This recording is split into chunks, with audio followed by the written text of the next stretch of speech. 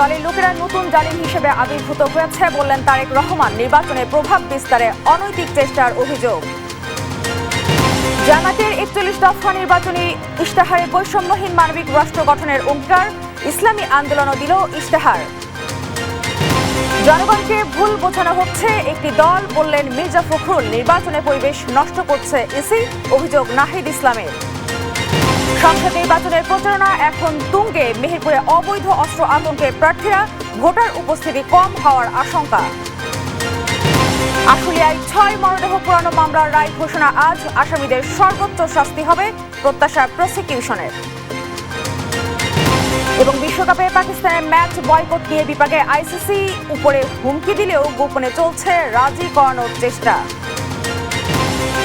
সংবাদ সকালে দেখছিলাম সুপার বোর্ড শিরোনামগুলো। আপনাদের সাথে আছি আমি দীপা খন্দকার। এবার বিস্তারিত। একটি গুপ্ত রাজনৈতিক দল অনৈতিক কাজ করে নির্বাচনকে প্রভাবিত করার চেষ্টা করছে বলে অভিযোগ করেছেন বিএনপি চেয়ারম্যান তারেক রহমান। জামায়াতকে ইঙ্গিত করে তিনি বলেন, গুপ্ত দলটি এখন জালিমের ভূমিকায় অবতীর্ণ। কেউ যাতে ভোটাধিকার কেড়ে নিতে না পারে সে বিষয়ে সতর্ক থাকার আহ্বানও জানান তারেক রহমান। বরিশাল ও ফরিদপুরের সমাবেশে এসব কথা বলেন তিনি। সাইফুল রিপনের প্রতিবেদন। দীর্ঘ ২ যুগ পর বরিশালের নির্বাচনী জনসভায় বিএনপি চেয়ারম্যান তারেক রহমান। বুধবার দলের শীর্ষ নেতার আগমনে বরিশালের বেলস পার্কের সমাবেশে নেতাকর্মী সহ সাধারণ মানুষের ঢল নামে। পুরো এলাকা পরিণত হয় জনসমুদ্রে। বেলা 12:30টার দিকে মঞ্চে উঠে উপস্থিত জনতার উদ্দেশ্যে হাত নেড়ে শুভেচ্ছা জানান তারেক রহমান। বক্তব্যে দেশ গড়তে বিএনপির পরিকল্পনা তুলে ধরেন বিএনপির চেয়ারম্যান। নারীদের পেছনে রেখে দেশের উন্নয়ন হবে না উল্লেখ করে তিনি বলেন, একটি গুপ্ত রাজনৈতিক দল ৫ আগস্টের পর দুঃখজনকভাবে জালিমের ভূমিকায় অবতীর্ণ হয়েছে। এই গুপ্ত সংগঠনের ব্যক্তিরা নতুন জালেম রূপে আবির্ভূত হয়েছে বাংলাদেশের মানুষের কাছে। যেই দলের নেতাকর্মীদের নিজের দেশের মা বোনদের কষ্টের প্রতি বিন্দু মাত্র সম্মান নেই, তাদের কাছ থেকে আর যাই হোক বাংলাদেশ কখনো অগ্রগতি আশা করতে পারে না। ১২ ফেব্রুয়ারি ভোটাধিকার প্রয়োগে সবাইকে সতর্ক থাকার আহ্বানও জানান বিএনপি চেয়ারম্যান। আপনারা স্ব এলাকায় ফিরে গিয়ে আপনার এলাকার যে সকল ভাই বোন আছে, যারা ভোটার আছে, তাদেরও সকলকে সজাগ সতর্ক দৃষ্টি রাখতে বলবেন, যাতে করে ১২ তারিখে আপনার অধিকার অন্য কেউ হাইজ্যাক করে নিয়ে যেতে না পারে। নির্বাচন ঘিরে গুপ্ত দলটি অনৈতিক কাজে জড়িয়েছে বলেও অভিযোগ করেন তারেক রহমান। নির্বাচনের আগেই তো আপনারা জাল ব্যালট পেপার শুনলাম, খবরে দেখলাম ছাপাচ্ছেন। আপনাদের লোকজন এনআইডি নাম্বার নিয়ে যাচ্ছে, মা বোনদের বিকাশ নাম্বার নিয়ে যাচ্ছে। অনৈতিক কাজ দিয়ে আপনারা মানুষের ভোটকে প্রভাবিত করতে যাচ্ছেন। যাদের ভোটের শুরুটাই অনৈতিক কাজ, তারা কি করে সৎ মানুষের শাসন দিতে পারে? পরে ফরিদপুরের রাজেন্দ্র কলেজ মাঠে নির্বাচনী জনসভায় বক্তব্য রাখেন বিএনপি চেয়ারম্যান। বলেন, ১২ ফেব্রুয়ারি নির্বাচনে জয়ী হলে জবাবদিহিতা নিশ্চিত করবে বিএনপি। ষড়যন্ত্র চলছে, কাজেই ষড়যন্ত্র সম্পর্কে সতর্ক এবং সজাগ থাকতে হবে।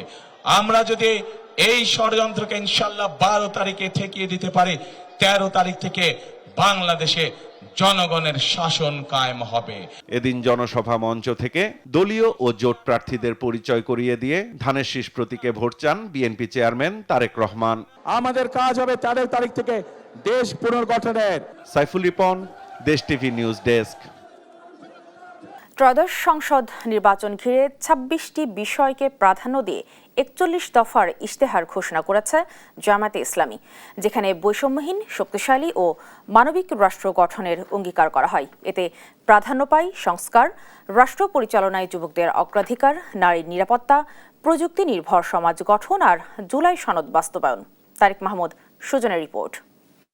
আজ আমরা ঘোষণা করছি আগামী ৫ বছরের বাংলাদেশের পথচিত্র। একটি নিরাপদ ও মানবিক বাংলাদেশের ইশতেহার শিরোনামে আগামী দিনের ভিশন ও মিশন ঘোষণা করেছে বাংলাদেশ জামাত ইসলামী, যেখানে সরকার হবে।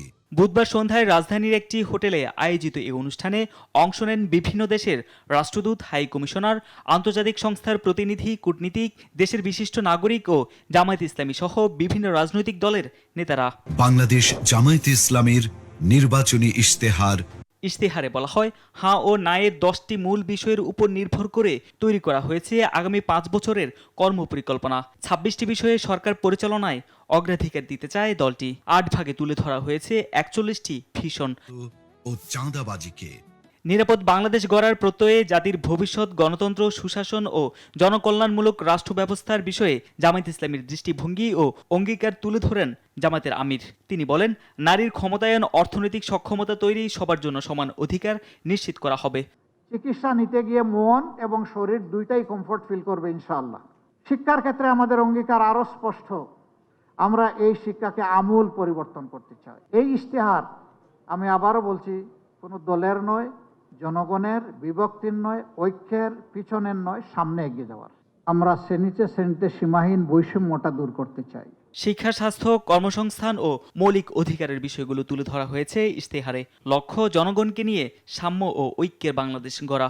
5 বছরে 1 কোটি তরুণ তরুণীকে দক্ষতা ও প্রযুক্তি নির্ভর আন্তর্জাতিক মানের প্রশিক্ষণ দেওয়া হবে। ইশতেহার ঘোষণা শেষে জামাতের আমির বলেন, দেশ ভালো থাকলে ভালো থাকবে সবাই। ক্ষমতায় গেলে দেশের স্বার্থকে প্রাধান্য দিয়ে সব দেশের সঙ্গে মানবিক বন্ধুত্বপূর্ণ সম্পর্ক নিশ্চিত করবে জামাত। আমরা বিশ্বের সকল সভ্য দেশের সাথে মানবিক বন্ধুত্বপূর্ণ সম্পর্ক আমরা রক্ষা করতে চাই। তারেক মাহমুদ সুজন, দেশ টিভি, ঢাকা। গ্রামীণ নারীদের স্বাবলম্বী করে গড়ে তোলা হবে এবং সম্মানজনক জীবনযাপনে উদ্বুদ্ধ করা হবে। এদিকে 30 দফার জনপ্রত্যাশার ইশতেহার ঘোষণা করেছে ইসলামী আন্দোলন বাংলাদেশ। কেন্দ্রীয় কার্যালয়ে সংবাদ সম্মেলনে দলটির আমির সৈয়দ রেজাউল করিম জানান, মুক্তিযুদ্ধ এবং জুলাইয়ের গণঅভ্যুত্থানের জনপ্রত্যাশাই রাষ্ট্র পরিচালনার অঙ্গীকার থেকেই এই ইশতেহার। এতে রাষ্ট্র গঠনে নীতিগত অবস্থান, সংস্কার ও খাতভিত্তিক উন্নয়ন পরিকল্পনাও তুলে ধরেন তিনি। তাইমুল ইসলাম রায়হানের রিপোর্ট, জানাচ্ছেন তামিম মাহবুব। ত্রয়োদশ জাতীয় সংসদ নির্বাচনকে সামনে রেখে বুধবার বিকেলে রাজধানীর পুরানা পল্টনে ইসলামী আন্দোলনের প্রধান কার্যালয়ে নির্বাচনী ইশতেহার ঘোষণা করেন দলটির আমির সৈয়দ রেজাউল করিম। ইশতেহারে রাষ্ট্র গঠনের নীতিগত অবস্থান, রাষ্ট্র সংস্কারের পরিকল্পনা ও খাতভিত্তিক উন্নয়ন পরিকল্পনা তুলে ধরেন তিনি। ইসলামী আন্দোলন বাংলাদেশের ইশতেহার জাতির সাথে একটি প্রতিজ্ঞা। আল্লাহর রহমতে এবং আপনাদের সমর্থনে রাষ্ট্রীয় ক্ষমতায় অধিষ্ঠিত হলে এই ইশতেহারের প্রতিটি ধারা বাস্তবায়নে ইসলামী আন্দোলন বাংলাদেশ দৃঢ় প্রতিজ্ঞা থাকবে ইনশাআল্লাহ। ইশতেহারে 30টি মৌলিক দফা এবং 12টি বিশেষ কর্মসূচি অন্তর্ভুক্ত করা হয়েছে, যার মধ্যে পিআর পদ্ধতিতে জাতীয় নির্বাচন, আদালত, ইনসাফ, নাগরিকের স্বার্থের প্রতি সংবেদনশীলতা, দায়বদ্ধতা, সামাজিক নিরাপত্তা ও আইনের শাসন সহ বেশ কিছু বিষয় তুলে ধরা হয়েছে। একটি ন্যায়ভিত্তিক, নিরাপদ, সুশাসিত ও সাম্যভিত্তিক বাংলাদেশ গড়ে তোলা হবে। শাসন ও রাষ্ট্র সংক্রান্ত ইসলামের ধারণায় ক্ষমতার চর্চা হয় না, বরং দায়িত্ব পালন এর মনোভাব প্রাধান্য বিস্তার করে। সাংবাদিকদের প্রশ্নের জবাবে আমির বলেন, 8 দলকে বাদ দিয়ে এককভাবে জোটের নেতৃত্ব নিয়েছে জামায়াত। আমেরিকার সঙ্গে গোপনে বৈঠক, ভারতের সঙ্গে গোপনে বৈঠক হতেই পারে, সেখানে গোপন কেন? যেখানে ইসলামের স্বার্থ নাই, ইসলামের বাক্স নাই, এখানে মানবতার এবং দেশের কোনো স্বার্থ নাই। যেহেতু আমরা ইসলামের জন্য, দেশ এবং মানবতার কল্যাণের জন্য রাজনীতি করি, এই জন্য আমরা ওখানে থাকতে পারি নাই। জাতিকে ধোঁকা না দিতেই ইসলামী আন্দোলন জোট ছেড়েছে বলেও জানান সৈয়দ রেজাউল করিম। নাগরিকের স্বার্থের প্রতি। তামিম মাহবুব, দেশ টিভি, ঢাকা। বিএনপি কথায় নয়, কাজে বিশ্বাসী। তাই ধানের শীষে ভোট দেওয়ার আহ্বান জানিয়েছেন দলটির মহাসচিব মির্জা ফখরুল ইসলাম আলমগীর। ঠাকুরগাঁও 1 আসনে গণসংযোগে কথা বলেন তিনি। এদিকে রাজধানী সহ দেশ জুড়ে বিভিন্ন জেলায় প্রচার চালাচ্ছেন বিএনপির প্রার্থীরা আর দিচ্ছেন নানা প্রতিশ্রুতি। আরও জানাচ্ছেন সহকর্মী আলভি রায়হান। বুধবার সকাল থেকে রাজধানীতে ঢাকা 16 আসনের নির্বাচনী প্রচারে অংশ নেন বিএনপির প্রার্থী আমিনুল ইসলাম। এ সময় এলাকার উন্নয়নে ভোটারদের নানা প্রতিশ্রুতি দেন তিনি। চাঁদাবাজ মুক্ত করব, সন্ত্রাস মুক্ত করব। ঢাকা 17 আসনে ভাসানটেক এলাকায় বিএনপির চেয়ারম্যান তারেক রহমানের পক্ষে গণসংযোগ করেন দলটির সিনিয়র নেতা আব্দুস সালাম। তার অভিযোগ, একটি দল নির্বাচন বানচালের চেষ্টা করছে।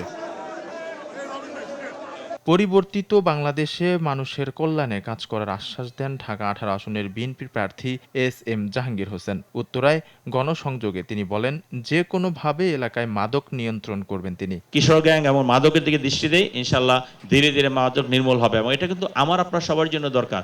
রাজধানীর মুগদায় গণসংযোগ করেন ঢাকা 9 আসনের বিএনপির প্রার্থী হাবিবুর রশিদ হাবিব। বলেন, মাদকসহ সব সমাধানে সবাইকে নিয়ে কাজ করবেন তিনি। আমি চাই আমি বিজয় হইলেও তাদের যাতে সবাইকে নিয়ে কাজ করি, তারাও বিজয় হইলেও যাতে তাদের কাছে যে বলতে পারি, আসেন আমরা এই এলাকায় এই সমস্যাটা মানে ব্যাপক, আপনারা এই ব্যাপারে একটু ভালো পদক্ষেপ গ্রহণ করুন। ঠাকুরগাঁও 1 আসনের নারগুন ইউনিয়নের কিসমত দৌলতপুর গ্রামে গণসংযোগ করেন মির্জা ফখরুল ইসলাম আলমগীর। বলেন, বিএনপি কাজে বিশ্বাস করে, তাই ধানের শীষে ভোট দেওয়ার আহ্বান জানান তিনি। আমরা বিএনপি সবসময় আমরা কাজে বিশ্বাস করি, আমরা কর্মে বিশ্বাস করি, আমরা সমালোচনায় বিশ্বাস করি না।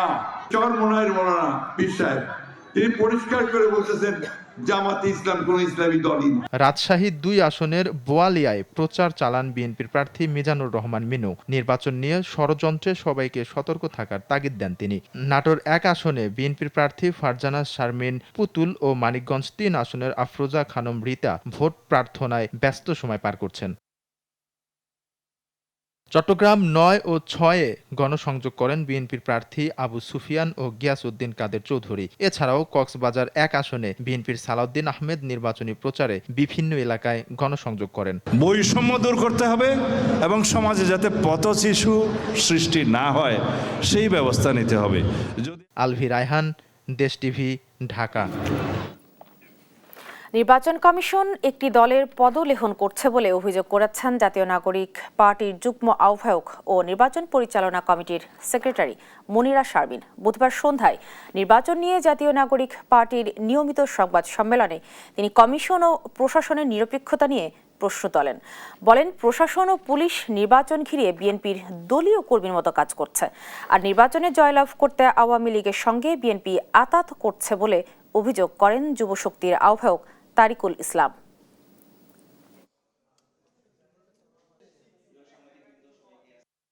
এই যে এককভাবে আসলে নির্বাচন কমিশনের নগ্নভাবে একটি দলের পক্ষে কাজ করা, এবং নির্বাচন কমিশন আমরা মনে করি যে একটি দলের আজ্ঞাবহ সংগঠন হিসেবে কাজ করছে। সুতরাং এটি আসলে আমাদের জন্য অত্যন্ত হতাশাজনক। আওয়ামী লীগের সাথে যে আতাত, এটি তো গণঅভ্যুত্থানের সাথে একটি প্রতারণা, এবং আমরা মনে করি যে এই যে প্রতারণা করছে একটি বৃহৎ রাজনৈতিক দল, এর জবাব আগামী 12ই ফেব্রুয়ারি জনগণ ব্যালট বিপ্লবের মাধ্যমে ইনশাল্লাহ দিবে। বিএনপি ক্ষমতায় গেলে সবার আগে প্রাধান্য পাবে জনতা, এমনটা জানিয়েছেন তারেক রহমানের সহধর্মিণী বিশিষ্ট চিকিৎসক ডক্টর জুবাইদা রহমান। আর দলের স্থায়ী কমিটির সদস্য নজরুল ইসলাম খান বলেন, জনগণের প্রত্যাশার চেয়েও বেশি কিছু করার পরিকল্পনা বিএনপির। বুধবার রাজধানীর হাতিরঝিল অ্যাম্ফি থিয়েটারে পেশাজীবীদের সঙ্গে মত বিনিময়কালে এসব কথা বলেন তারা। তাইফুর রহমান তুহিনের রিপোর্ট।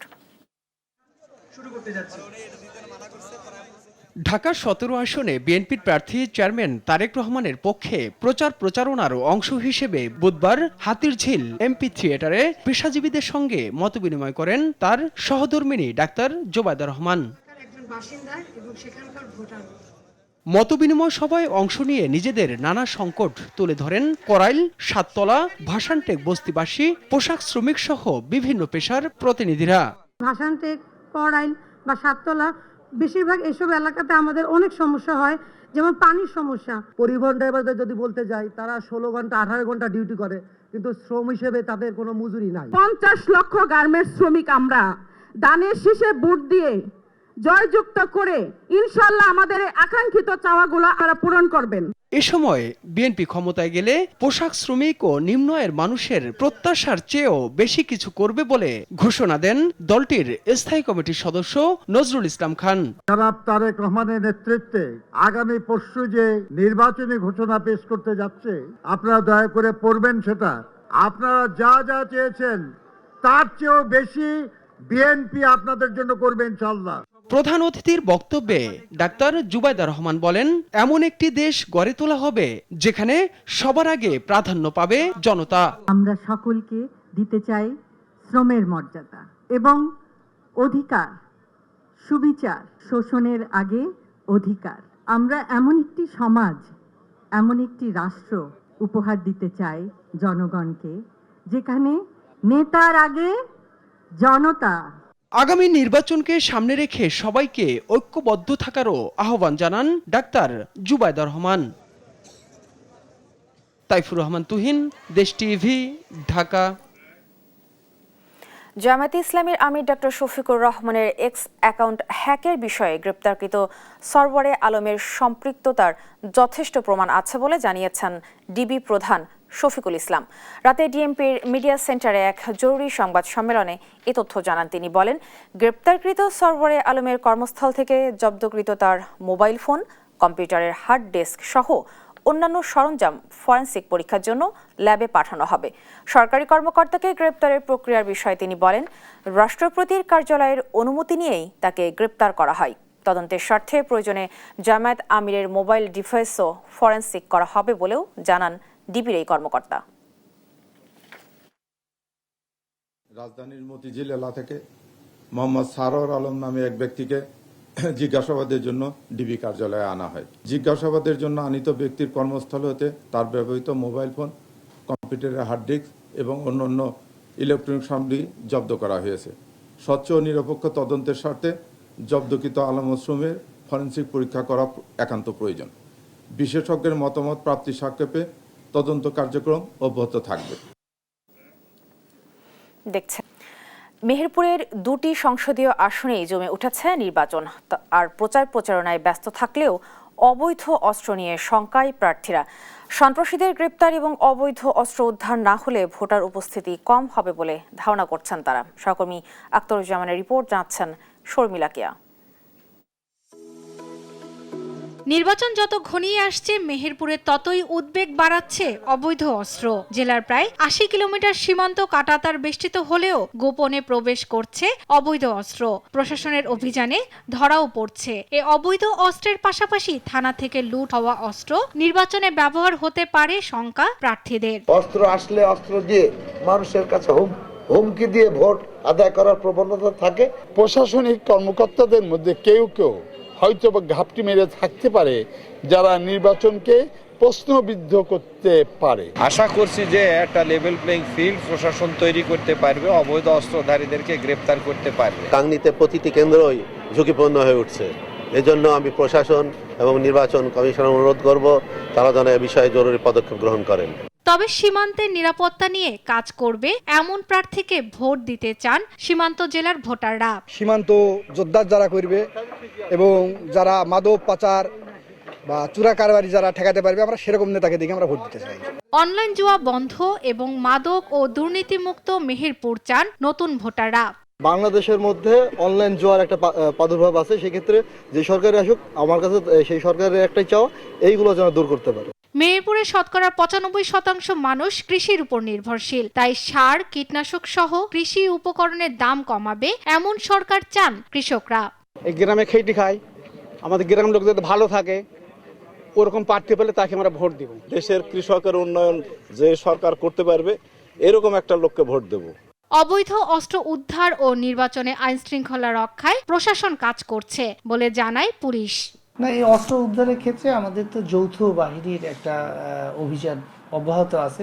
প্রতিনিয়তই আমরা যাদেরকে মনে করছি যারা ঝুঁকিপূর্ণ, তাদেরকে আমরা আইনের আওতায় নিয়ে আসছি। নির্বাচনে প্রভাব বিস্তার করলে আইনানুগত ব্যবস্থা নেওয়া হবে বলে জানায় জেলা প্রশাসক। যারা নির্বাচনে বাধাগ্রস্ত করতে পারে বা যাদের প্রিভিয়াস এই ধরনের ব্যাড রেকর্ড আছে, তাদেরকে আইনে আওতায় আনার বিষয়ে আমরা ইতিমধ্যে আইনশৃঙ্খলা বাহিনীর সাথে কথা হয়েছে। মেহেরপুরের দুটি আসনে মোট ভোটার ৫,৮৫,৬৮০ জন। শর্মিলা কেয়া, নিউজ ডেস্ক, দেশ টিভি। নির্বাচন যতই ঘনিয়ে আসছে, মেহেরপুরে ততই উদ্বেগ বাড়াচ্ছে অবৈধ অস্ত্র। জেলার প্রায় ৮০ কিলোমিটার কাঁটাতার বেষ্টিত হলেও গোপনে প্রবেশ করছে অবৈধ অস্ত্র। এছাড়া থানা থেকে লুট হওয়া অস্ত্রও নির্বাচনে ব্যবহার হতে পারে শঙ্কা প্রার্থীদের। এ নিয়ে আমরা বিস্তারিত জানবো। আমাদের সাথে যুক্ত হচ্ছেন আমাদের সহকর্মী আক্তারুজ্জামানের সাথে সরাসরি যুক্ত হচ্ছে। আক্তারুজ্জামান, আপনি জানাবেন, এই যে মেহেরপুরে অবৈধ অস্ত্র যে প্রবেশ করছে, এটি কিন্তু 12 তারিখে যে নির্বাচন আছে তার জন্য নিরাপত্তা হুমকি হতে পারে। আপনি জানাবেন, ভোটাররা যেন নির্বিঘ্নে ভোট দিতে পারে, এতে এইসব অবৈধ অস্ত্র উদ্ধারে প্রশাসনের পক্ষ থেকে কোনো ব্যবস্থা নেওয়া হচ্ছে কিনা? রিপা, আপনি যেমনটি বলছিলেন, আপনি জানেন যে সীমান্তবর্তী দক্ষিণ পশ্চিমাঞ্চলের জেলা মেহেরপুর, এই মেহেরপুর জেলায় কিন্তু নির্বাচন যত ঘনিয়ে আসছে ততই কিন্তু প্রার্থীদের মধ্যে এবং ভোটারদের মধ্যে অবৈধ অস্ত্রের যে ব্যবহার তা নিয়ে কিন্তু শঙ্কিত রয়েছে উভয় দলের প্রার্থীরা যারা নির্বাচনে অংশগ্রহণ করছেন। একই সাথে কিন্তু ভোটারদের মধ্যেও কিন্তু একটি আতঙ্ক শুরু হয়েছে, বিশেষ করে মেহেরপুর জেলার যে 80 কিলোমিটার সীমান্তবর্তী এলাকা রয়েছে, সেই এলাকাগুলিতে কিন্তু মাদক এবং অস্ত্র আসছে এমনটি মনে করছেন প্রার্থীরা, এবং দফায় দফায় কিন্তু বেশ কিছু অবৈধ অস্ত্র কিন্তু যৌথ বাহিনী সেনাবাহিনীর অভিযানে কিন্তু আটক হয়েছে। আমি আছি এখন সীমান্ত এলাকায় একটি রাস্তায়, যেখানে আমার বামে কিন্তু ভারতীয় সীমান্ত এবং তার কাটা বেষ্টিত সীমান্ত, সেখান দিয়ে কিন্তু অস্ত্র কিন্তু এই সীমান্ত দিয়ে প্রবেশ করে বলে আমাদেরকে বিভিন্ন সূত্রে জানিয়েছেন, এবং প্রশাসন কিন্তু বারবার অভিযানে কিন্তু এই অস্ত্র আটক করেছিল, এবং আমরা দেখেছি যে বেশ কয়েক সপ্তাহ যাবৎ কিন্তু মেহেরপুরের বিভিন্ন জায়গাতে কিন্তু বোমা সদৃশ বস্তু কিন্তু বারবার রিকভারি করছে প্রশাসন। তো প্রার্থীদের সাথে কথা বলেছি, সব দলের প্রার্থীরাই কিন্তু আমাদেরকে জানিয়েছেন যে এই অস্ত্রের যদি দ্রুত যদি এই অস্ত্র যারা ব্যবহার করে, পাচার করে এবং যারা এই বহনের সাথে সম্পৃক্ত তাদের যদি আটক করা না হয়, তাহলে কিন্তু এই নির্বাচনের উপরে কিন্তু প্রভাব পড়বে, এবং এই নির্বাচনের যে ফলাফল তার উপরে কিন্তু প্রভাব পড়বে বলে আমাদেরকে পৃথক পৃথক ভাবে প্রার্থীরা জানিয়েছেন। বিশেষ করে জামাত ইসলামের প্রার্থী জানিয়েছেন, বিএনপি মনোনীত প্রার্থী জানিয়েছেন, এবং জাতীয় পার্টির মনোনীত প্রার্থীরা কিন্তু আমাদেরকে এমনটি জানিয়েছেন। তবে প্রশাসন থেকে বলা হয়েছে যে যারা অস্ত্রধারী রয়েছেন এবং যারা পূর্বের যাদের তালিকা রয়েছে তাদের বিরুদ্ধে অভিযান অব্যাহত রেখেছেন, এবং দ্রুত তাদেরকে আইনের আওতায় নেওয়া হবে বলে প্রশাসন থেকে জানিয়েছেন। এবং আমরা আরেকটা বিষয় জানিয়ে রাখি যে মেহেরপুরের যে সীমান্ত অঞ্চলে 26টি ভোট কেন্দ্র রয়েছে, এই 26টি ভোট কেন্দ্রকে কিন্তু ঝুঁকিপূর্ণ ঘোষণা করা হয়েছে, এবং এই 26টি সহ মোট 70টি ভোট কেন্দ্রকে কিন্তু ঝুঁকিপূর্ণ ঘোষণা করেছে প্রশাসন। সেখানে কিন্তু বাড়তি নিরাপত্তার জন্য সেনাবাহিনী, পুলিশের, র্যাব এবং বিজিবি টহল জোরদার করেছে। তো আমার কাছে মেহেরপুর সীমান্ত থেকে এই ছিল সর্বশেষ আইন শৃঙ্খলা পরিস্থিতি নিয়ে। রিপা, ধন্যবাদ আক্তারুজ্জামান আপনাকে। দর্শক, মেহেরপুর থেকে আমাদের সাথে সরাসরি যুক্ত ছিলেন আমাদের সহকর্মী আক্তারুজ্জামান। প্রচারণায় জমে উঠেছে জয়পুরহাট 1 আসন। ভোটারদের মন জয় সহ নানা প্রতিশ্রুতি দিয়ে সকাল থেকে রাত পর্যন্ত মাঠ দাপিয়ে বেড়াচ্ছেন বিএনপি, জামায়াত, স্বতন্ত্র সহ অন্যান্য প্রার্থীরা। বিএনপির দুর্গখ্যাত এই আসনটি পুনরুদ্ধারে মরিয়া তারা। অন্যদিকে সাংগঠনিক শক্তি জানান দিয়ে চ্যালেঞ্জ ছুটছে জামায়াত, আর ভোটাররা বলছেন সৎ ও যোগ্য প্রার্থী দেখে এবার ভোট দেবেন তারা। জয়পুরহাট থেকে সহকর্মী রেজাউল করিম রেজার রিপোর্ট, জানাচ্ছেন ফারজানা আফরোজ টুম্পা। জয়পুরহাট সদর ও পাঁচবিবি উপজেলা নিয়ে জয়পুরহাট 1 আসন। এ আসনে 1991 সালের সংসদ নির্বাচন থেকে 2008 সালের নির্বাচন পর্যন্ত বিএনপি প্রার্থী সংসদ সদস্য হয়েছেন। এবার আসনটিতে প্রতিদ্বন্দ্বিতা করছেন 5 জন প্রার্থী। ধানের শীষের প্রার্থী মাসুদ রানা প্রধান, দাড়িপাল্লার ফজলুর রহমান সাইদ, স্বতন্ত্র প্রার্থী সাবিকুন নাহার শিখা, আর বাসদ থেকে তৌফিকা দেওয়ান ও ওয়াজেদ পারভেজ। বৃহত্তর বগুড়ার এ অঞ্চলটি বিএনপির ঘাঁটি হিসেবে বেশ পরিচিত। বিগত কয়েকটি নির্বাচনে বিএনপির জয়ের ধারাবাহিকতায় এবারও আসনটি পুনরুদ্ধারে মরিয়া বিএনপি। অন্যদিকে সাংগঠনিক ভিত মজবুত করে চ্যালেঞ্জ জানাচ্ছে জামাতে ইসলামী। স্বতন্ত্র প্রার্থীও যাচ্ছেন ভোটারদের দ্বারে। অন্যদিকে ব্যাপক প্রচারণা চালাচ্ছেন বাসদের 2 প্রার্থী। বিপুল ভোটে বিজয়ী হব সেই লক্ষ্যে কাজ করছি। জয়পুরহাট শান্তি সমৃদ্ধ জয়পুরহাট, সন্ত্রাস চাঁদাবাজ মুক্ত জয়পুরহাটের জন্য ধানের শীষে ভোট দিয়ে সকলেই আমাকে বিজয় করে দুর্নীতিমুক্ত একটা জয়পুরহাট গড়ব ইনশাআল্লাহ। শিক্ষা, স্বাস্থ্য, চিকিৎসা, সাধারণ যুবকদের কর্মসংস্থানের ব্যবস্থা করা, এই কাজগুলোকে আমরা অগ্রাধিকার ভিত্তিতে করব ইনশাআল্লাহ। কর্মসংস্থান তৈরি করব। একটা পরিবার যদি কর্মসংস্থানের মাধ্যমে সচ্ছল হতে পারে তাহলে তারা সবকিছুকেই অ্যাফোর্ড করতে পারবে। প্রার্থীরা নানা প্রতিশ্রুতি দিলেও ভোটাররা বলছেন সৎ ও যোগ্য প্রার্থী দেখে ভোট দেবেন। স্বাধীনভাবে আমরা ভোট দেবো, যে কোনো প্রার্থী পছন্দ দেখে আমরা ভোট দিয়ে দেবো। জামাত, বিএনপি এই দুটো হলে বৃহত্তম দল। এই দুটো দলের ভিতরে যেই দলই সরকার গঠন করুক দেশ শান্তি থাকবে। হিসাব বিকাশ করে আমি দিব। মারামারি পিটাপিটি সচল মতো আল্লাহ ভোট দিয়ে দিব আমরা। আমাকে কৃষিপণ্য বাংলাদেশ, কৃষক বাঁচতে হবে, এটাই আগে কথা। এদিকে নির্বাচন অবাধ, সুষ্ঠু ও নিরপেক্ষ করতে সব ধরনের প্রস্তুতির কথা জানান জেলা রিটার্নিং কর্মকর্তা। আমরা ভোট কেন্দ্রগুলো নিরাপত্তা নিশ্চিত করার জন্য ব্যবস্থা নিয়েছি। আমরা বিশ্বাস করি যে সকলের অংশগ্রহণে একটি অবাধ, সুষ্ঠু, নিরপেক্ষ নির্বাচন আমরা অনুষ্ঠিত করতে পারব। এ আসনে মোট ভোটার 4,66,394 জন। প্রার্থীদের দৌড়ঝাঁপ ও প্রতিশ্রুতির ভিড়ে শেষ পর্যন্ত ভোটাররা কাকে বেছে নেবেন তার জন্য অপেক্ষা 12 ফেব্রুয়ারি পর্যন্ত। ফারজানা আফরোজ টুম্পা, নিউজ ডেস্ক, দেশ টিভি। উত্তরাঞ্চলের 16 জেলার বিভিন্ন এলাকায় ছড়িয়ে থাকা ক্ষুদ্র নৃগোষ্ঠীর মানুষের জীবনে উন্নয়নের ছোঁয়া আজও সীমিত।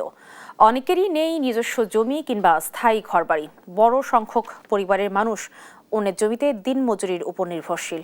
পিছিয়ে আছে সামাজিক মর্যাদা, প্রাতিষ্ঠানিক শিক্ষা ও জাতীয় বা স্থানীয় নেতৃত্বে। এই জনগোষ্ঠীতে নিয়ম করে নির্বাচন এলেও তাদেরকে মূল স্রোতে আনার জন্য নেই কোনো নির্দিষ্ট ইশতেহার। রফিকুল ইসলামের প্রতিবেদন। জীর্ণ শরীর আর বয়সের ভারী নুব্জ চাম্পা খালকো ক্লান্ত শরীরে ফিরছেন জমি থেকে। 3 ছেলে মেয়ে স্নাতক ডিগ্রি সম্পন্ন করেও বেকার। কর্মসংস্থানের সুযোগ না হওয়ায় ভাঙতে পারছে না কৃষি নির্ভর জীবনের দারিদ্র্য চক্র। আমার তো বাড়িতে লেখাপড়া শেষ করেছি, বিএ পাস পর্যন্ত পড়ছে, এমনি পড়ি আছে, বেকার বলা যায় না, তবে চলি আর কি, চলি ফিরি খাই। রংপুর, রাজশাহী বিভাগের 16 জেলায় প্রায় 21 লাখ ক্ষুদ্র জাতিগোষ্ঠীর মধ্যে ভোটারের সংখ্যা প্রায় 14 লাখ। এই জনগোষ্ঠীর অধিকাংশই যখন অন্যের জমিতে দিনমজুরির উপর নির্ভরশীল, তখন তাদের প্রাতিষ্ঠানিক শিক্ষা, স্বাস্থ্য, কর্মসংস্থান, সামাজিক মর্যাদা নিয়েও থাকে না স্থানীয় কিংবা জাতীয় নির্বাচনে অঙ্গীকার। যারা আমাদের সুখে দুঃখে আমাদের পাশে দাঁড়াবে, আমাদের আপদে বিপদে সাহায্য করবে, আমরা তাদেরকে ভোট দিব। ইলেকশন আসছে, এখন অনেক প্রার্থী আসে ভোট চাওয়ার জন্য। ভোটটা আমরা দিই, ভোটের পরে আর কেউ আমাদের খোঁজ খবর রাখে না। এই মানুষগুলো ভোটের সময় তাদের কাছে প্রার্থী আসে প্রতিশ্রুতিও, কিন্তু ভোটের পর তাদের দরজায় কড়া নাড়ে না কেউ। সে কারণে যুগের পর যুগ তারা কাঙ্ক্ষিত উন্নয়ন থেকে বঞ্চিত হচ্ছে। এই জনগোষ্ঠীর কাছে দলের চেয়ে ব্যক্তি গুরুত্বপূর্ণ। যিনি এলাকায় নিয়মিত আসেন, বিপদে পাশে থাকেন, ভোটারদের আস্থা তার দিকেই। আমরা আদিবাসী সম্প্রদায়, আমাদের নিজের জায়গা জমি নাই, অন্যের কাজে যদি দিনমজুরি পাই তাহলে আমরা কাজ করতে যাই। ভোটের আগে সব নেতারাই মনে করেন বলে যে সবকিছু উন্নয়ন করব। এখন ভোট হয়ে গেলে যখন মনে করেন চেয়ারে বসে তখন তো আমাদের কেউই খোঁজ খবর রাখে না। অধিকার কর্মীরা মনে করেন তাদের মূল সমস্যা কাঠামোগত। রাষ্ট্রীয় স্বীকৃতি, ভূমি সুরক্ষা, রাজনৈতিক প্রতিনিধিত্ব না থাকলে তাদের অবস্থার পরিবর্তন সম্ভব নয়। তাদের প্রতিনিধিত্ব করার মতো সেরকম প্রতিনিধি কিন্তু আমাদের সংসদে যাওয়ার মতো আমরা দেখছি না, যার জন্য তাদের কথা বলার মতো কেউ নেই। এই জনগোষ্ঠীর ভবিষ্যৎ প্রজন্ম সামাজিক মর্যাদা বৈষম্যহীনভাবে বেড়ে না উঠলে টেকসই উন্নয়ন সম্ভব নয়, মত উন্নয়ন কর্মীদের। রফিকুল ইসলাম, দেশ টিভি, রংপুর। খরচ বাঁচে 65% পর্যন্ত। ওয়ালটন বিএলডিসি ফ্যান ছড়ায় স্বস্তির সবুজ হাওয়া। চায়ের কাপে প্রাণ খোঁজে দেশ, আর সেই চা উৎপাদনের পেছনের মানুষগুলো আজও বঞ্চনার বৃত্তেই বন্দী। মৌলভীবাজারের 92টি চা বাগানে বসবাস করা কয়েক লাখ চা শ্রমিকের ঘামে শ্রমে দাঁড়িয়ে আছে দেশের চা শিল্প। প্রতিবার ভোট আসে, প্রতিশ্রুতিও আসে, কিন্তু ভোটের পর সেই প্রতিশ্রুতির আর কোনো খোঁজ মেলে না। নির্বাচন সামনে রেখে চা শ্রমিকদের হতাশা, প্রত্যাশা আর ভোটের সিদ্ধান্ত জানাচ্ছেন সহকর্মী সালেহ এলাহির কুটির তথ্য ছবিতে সুপ্রিয়া তৃষার রিপোর্ট। সবুজে মোড়ানো চা বাগানই দেশের চা শিল্পের প্রাণকেন্দ্র, কিন্তু এই সবুজ কুড়ির ভেতরে চাপা দীর্ঘশ্বাস। মৌলভীবাজার জেলার 92টি চা বাগানে বসবাস করা চা জনগোষ্ঠীর জীবন আজও কেবল মরীচিকা। নির্বাচনে তারা ভোট দেন ভাগ্য বদলের আশায়। জন্ম থেকে মৃত্যু এই শ্রমিকদের জীবনে নেই রাষ্ট্রীয় প্রতিশ্রুতির বাস্তব প্রতিফলন। শিক্ষা, স্বাস্থ্য, বাসস্থান কিংবা ন্যায্য মজুরি, সব ক্ষেত্রেই তাদের অভিযোগ একটাই, আশ্বাসের প্রতিফলন মেলে না কোনো কালেই। ভোট আলারা ভোট এসে ভোট নিয়ে যায়, কিন্তু আমাদেরকে আর লক্ষ্য করে নাই। আমাদের বাচ্চা কাচ্চার জন্য একটা স্কুল নাই, সে যদি ভোট নিয়ে চলে যায় আর ফিরে আমাকে তাকেন নাই। আমাদের বাগান সরকার কোনো স্কুল নাই, ঘর বাড়ির সুযোগ সুবিধা নাই। আমাদের সুযোগ সুবিধা থাকলেও আর কি বৃষ্টি পড়ে ভাঙ্গাচোরা ঘর থাকি, আমাদের কোনো পানির ব্যবস্থা নাই। ভোট দেওয়ার পরে আর কিন্তু পিছনে আর আমরা যে অনেক দাবি দাবা কয়া যায় কিন্তু এগুলো দেই না, এগুলো অনেকেই কয়া গেছে। ছোট থাকে ভোট দিতে দিতে কবরও যায়, কিছু পায় না, ভোট তো দেয়। ভোটের অধিকার প্রয়োগ করলেও চা শ্রমিকদের জীবনে পরিবর্তন আসে না, এটাই চা জনগোষ্ঠীর দীর্ঘদিনের অভিযোগ। এবারের নির্বাচনে অন্তত সেই আক্ষেপটুকু ঘুচবে, বিশ্বাসের মর্যাদা পাবেন, এমনটাই প্রত্যাশা তাদের। সুপ্রিয়া তৃষা, নিউজ ডেস্ক, দেশ টিভি। আশুলিয়ায় 6 মরদেহ পোড়ানোর মামলার রায় ঘোষণা আগামীকাল। আন্তর্জাতিক অপরাধ ট্রাইব্যুনাল 2 এ রায় দেবেন। প্রসিকিউশনের দাবি, আসামির বিরুদ্ধে সব অভিযোগ প্রমাণ করতে সক্ষম হয়েছেন।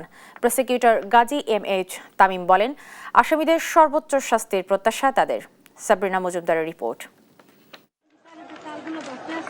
5 আগস্ট 2024 শেখ হাসিনার পতনের দিন আশুলিয়ায় 6 জনকে গুলি করে হত্যার পর মরদেহ তোলা হয় ভ্যান গাড়িতে। পাশে থাকা মোটর সাইকেলের পেট্রোল এনে আগুন ধরিয়ে দেওয়া হয়, কিন্তু তখনও একজন জীবিত ছিলেন, পুড়িয়ে হত্যা করা হয় তাকেও।